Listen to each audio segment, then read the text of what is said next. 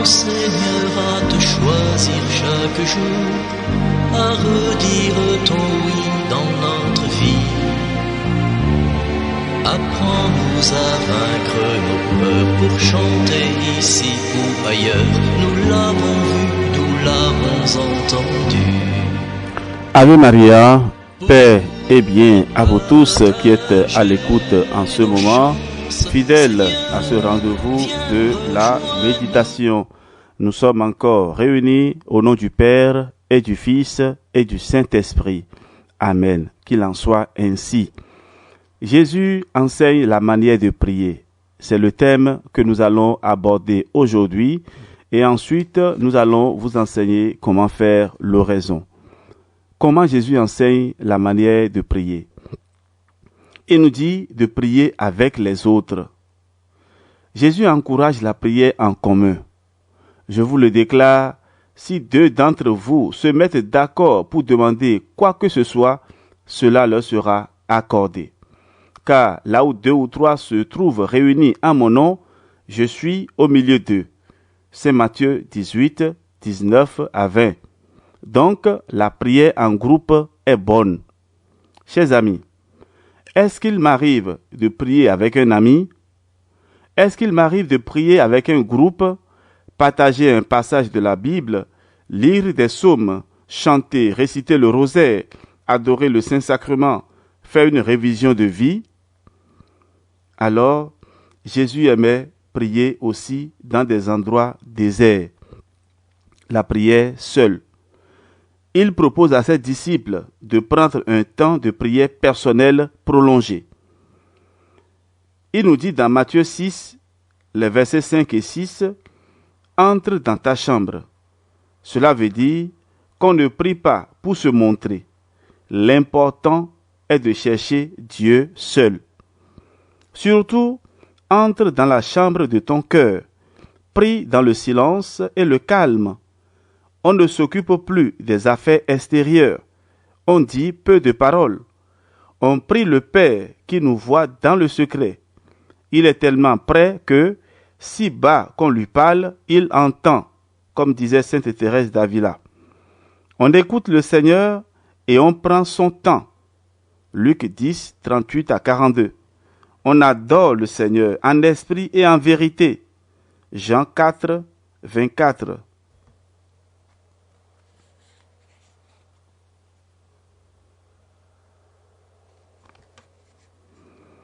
Imitons Jésus, prions longuement.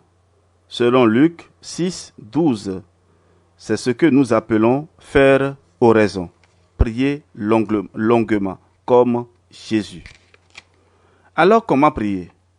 Prier avec un cœur humble, avec la conscience d'être un pécheur, comme le publicain dont nous parle Saint Luc dans son évangile au chapitre 18, versets 10 à 14. Comme le malfaiteur repenti, Luc 23, 40 à 43. Si Dieu nous pardonne à notre tour, nous devons être prêts à pardonner aux autres. Matthieu 5, 24, 6, 14 et Marc 11, 25. Priez longuement, sans se décourager. Luc 18, 1 à 7. Chaque jour, Matthieu 6, 11. Et priez en tout temps. Veillez et priez pour ne pas entrer en tentation. Marc 14, 38. Priez aussi avec foi et confiance. Demandez, on vous donnera. Matthieu 7, 7, 11. Croyez que vous l'avez déjà reçu. Marc 11, 24. Priez aussi avec soumission, sans essayer de faire pression. Le Père sait mieux que nous ce qu'il nous faut. Matthieu 6, 8. Priez comme un enfant. Si tu veux, comme tu veux. Être toujours content de ce qu'il nous donne. L'essentiel est d'avoir faim et soif de Dieu. Priez au nom de Jésus. Oui, par Jésus-Christ notre Seigneur. Tout ce que vous demanderez à mon Père en mon nom, il vous l'accordera. Jean 15, 16, 16 à 23. Alors, frères et sœurs, Jésus est dans la gloire de Dieu. Il est notre intermédiaire. Il prie en nous par son esprit. Notre prière est d'autant meilleure qu'elle entre dans la prière de Jésus. La plus belle prière que Jésus nous a apprise est le Notre Père.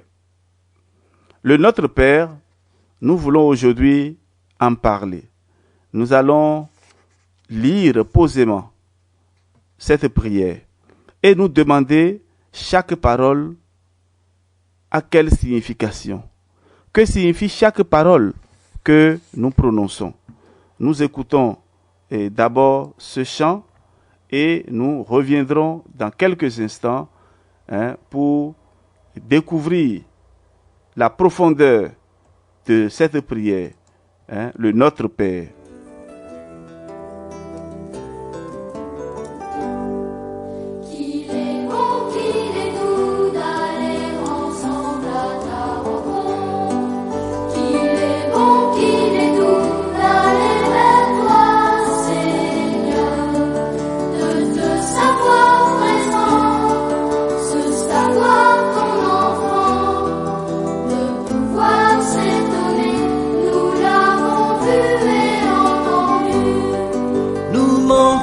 D'espérance, de joie et de patience, nous attendions l'instant où nous allions te retrouver.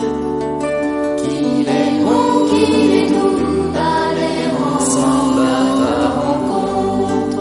Qu'il est bon, qu'il est doux d'aller vers toi, Seigneur, de te savoir présent. Ce savoir ton enfant, de pouvoir s'étonner, nous l'avons vu et entendu. Oui, le Notre Père, c'est la plus belle prière que Jésus nous a apprise. Oui, nous allons à présent dire quelques mots. Ce n'est pas un commentaire exhaustif, c'est-à-dire que nous ne faisons pas à travers cette méditation un commentaire théologique et nous entrons en détail de tout ce que Jésus nous dit à travers ces mots. Nous voulons donner juste une orientation, d'accord? Nous y reviendrons après parce que nous voulons commenter de long en large, du début jusqu'à la fin, la messe, la célébration de la messe. Alors, en préparation à cela, je voulais aujourd'hui, dans l'objectif de vous apprendre à mieux prier, parler brièvement de la prière, la plus belle prière que nous avons reçue du Sauveur. Alors, Notre Père. Toutes les prières de Jésus commencent par le mot Père. Souvenez-vous de toutes les prières que Jésus a élevées. C'est toujours vers le Père. Notre Père. Que ton nom soit sanctifié. Le nom désigne Dieu lui-même. Que tous les hommes te reconnaissent comme leur Père. Et Jésus, par toutes ses actions, prédications, miracles, avait pour but de faire connaître l'amour du Père, la brebis perdue, le Père miséricordieux, comme nous le lisons dans Luc chapitre 15. Donc, le Notre Père, que ton nom soit sanctifié. Et déjà même, lorsque nous disons même Notre Père, nous rentrons dans la grande famille des enfants de Dieu. Maintenant, nous demandons que son nom soit sanctifié. Que ton règne vienne. Jésus est venu inaugurer le royaume. Il a dit quelles étaient les dispositions pour y entrer. Vous pouvez lire cela dans les Béatitudes, Matthieu 5, versets 3 à 11. Il en a donné les signes par les miracles. La transfiguration l'annonce et sa résurrection le réalise. L'Église continue d'annoncer le règne par l'évangélisation. Que ta volonté soit faite.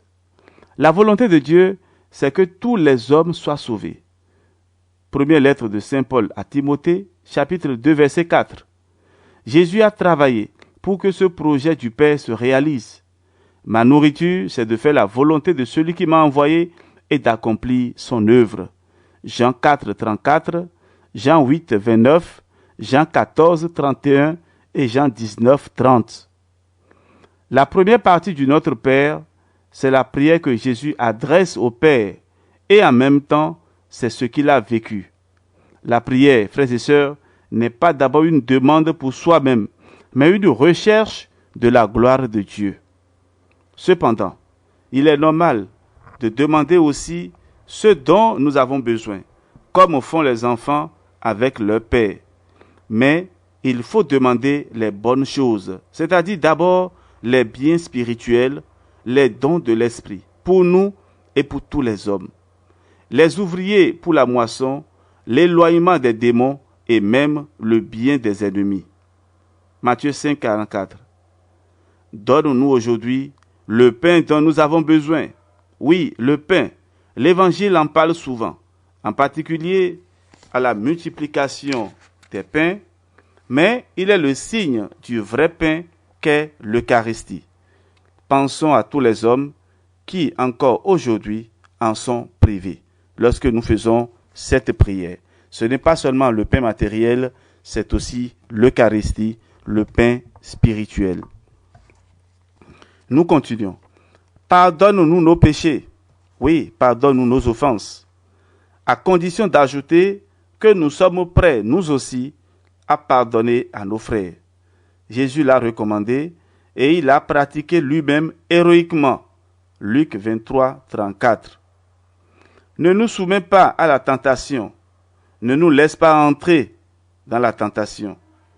Eh bien, frères et sœurs, ce n'est pas Dieu qui nous tente. C'est le mal qui est en nous, ainsi que Satan, le mauvais. Nous demandons la grâce et la force de résister au mal et de choisir librement le bien. Délivre-nous du mal, sous toutes ses formes, maladie, souffrance, tristesse et péché. En conclusion, une bonne manière de prier peut être de reprendre lentement les prières même de Jésus. Notre Père, je te bénis, Père du ciel et de la terre. Je te rends grâce parce que tu m'as exaucé. Père, sauve-moi de cette heure. Qu'il soit un. Oui, Père, s'il est possible, éloigne de moi cette souffrance. Cependant, que ce ne soit pas ma volonté, mais la tienne. Père, pourquoi m'as-tu abandonné? Père, je remets ma vie entre tes mains. Amen. Frères et sœurs bien-aimés, la prochaine méditation nous permettra de comprendre encore mieux comment faire oraison. C'est le thème que nous allons aborder dans la prochaine méditation. Et déjà, je vous souhaite une bonne préparation. N'oubliez pas, vous devez déjà commencer à mettre en pratique comment prier avec la parole de Dieu. J'ai parlé la dernière fois de comment prier avec les paraboles, comment prier avec les psaumes. Et arrivé au niveau des psaumes, je vous ai dit, frères et sœurs bien-aimés, fils et filles bien-aimés d'Abraham, qu'il faut lire nous-mêmes les psaumes et noter le contenu, c'est-à-dire adapter le contenu à nos besoins. Et je le dis encore, méfions-nous de ces livres qui pullulent partout et on dit c'est la clé, c'est le secret des psaumes et autres. Si déjà, dans l'introduction, vous constatez que on parle déjà qu'il faut adopter telle position ou bien qu'il faut être nu, il faut allumer telle bougie avant de réciter tel psaume, éloignez-vous en même temps de ces genres de psaumes-là. Éloignez-vous en même temps. La prière n'a pas besoin tant de protocole. Pour être exaucé, il faut le cœur humble. Ce n'est pas le nombre de bougies que vous allumez, ce n'est pas la position que vous prenez qui fait que votre prière sera exaucée par Dieu le Père. On ne peut pas faire pression sur Dieu pour obtenir ce que l'on veut. Il nous donne dans sa sainte volonté et dans son plaisir. Et donc, on ne fait pas la magie avec les psaumes. C'est vrai, il y a des psaumes qui peuvent vous accompagner. Les psaumes qui peuvent vous accompagner dans les situations difficiles de vos vies ou dans les différentes situations. Il y a des psaumes que vous pouvez lire plusieurs fois. Mais je vous en prie, lorsque vous prenez ce genre de livres, regardez dedans. Si déjà on commence à vous dire qu'il faut adopter telle position, il faut un tapis, il faut ceci ou cela, méfiez-vous déjà de ces livres-là. Je sais qu'il y a des livres qui sont conçus pour nous expliquer que le psalmiste a utilisé le psaume dans telle situation, ou bien le psalmiste a prié ce psaume-là dans telle situation, et nous aussi, nous pouvons l'adopter. Oui, voilà, nous pouvons utiliser ces psaumes-là pour ces indications. Que le Seigneur vous bénisse et vous protège, qu'il tourne vers vous son visage et vous accorde sa paix, au nom du Père et du Fils et du Saint-Esprit. Amen. On se retrouve demain pour la suite. Que la mort n'est qu'un passage et ta vie le paradis.